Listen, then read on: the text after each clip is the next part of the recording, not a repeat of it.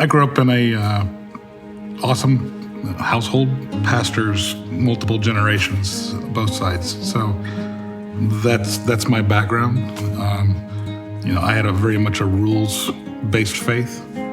By the time I got out of high school, it was like, it's not what, things didn't mesh. Start asking questions and getting different answers. So pretty much away from the church most of my 20s and 30s.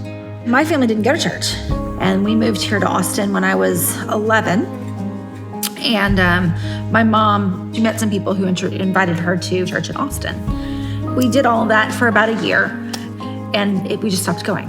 I went off to college to A&M, met my first husband there, and we were married for a couple of years, had 2 kiddos, and then I was divorced at 25 with a 1-year-old and a 3-year-old.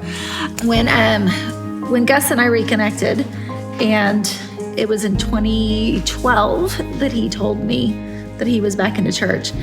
We'd gone to a couple different ones, and some friends from high school actually were members at Northpoint and invited us.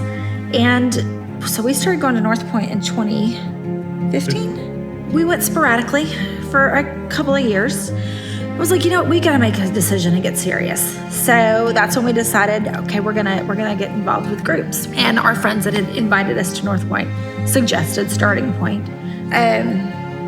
One of the things about Starting Point that was really interesting is that we got to ask the hard questions.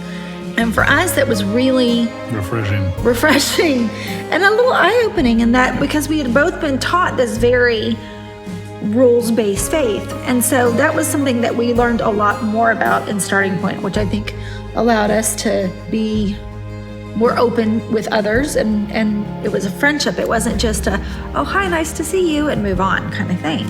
But yeah, it was Starting Point that really was what got us into really get the community that we were seeking. You get a better look into other people, as well as you're letting other people into your life.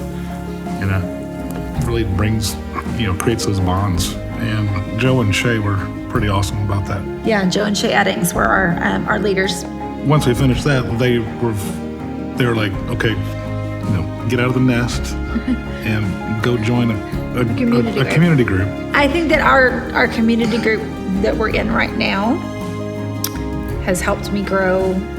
Of all of the groups that I've been in, that one and in my women's group that I'm in right now, we support each other in ways that it's not just, oh, I see you every week and we get together for an hour or two and then we go on about our days.